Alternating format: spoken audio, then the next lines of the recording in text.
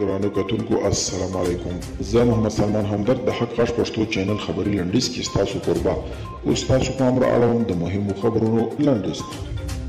خلیلزاد وایي که طالبان د امریکا ګټې له خطر سره مخ کړي بیا به وځپل شي. د افغانستان لپاره د امریکا ځانګړی استازی زلمی خلیلزاد تېرې ورځې د امریکا د سنا جرګې د بهرنیو اړیکو کمیټې اندېښنې ته په جواب کې وویل که احیانا طالبان واک ته ورسېدل او د ښځو حقوقونو ته یې درناوی ونه کړ له افغانستان سره د امریکا مرستې به ودرول شي.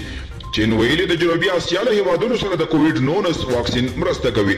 چین له ټولو خو په تېره بیا هندوستان سره د مرستو ډاډ ورکړی.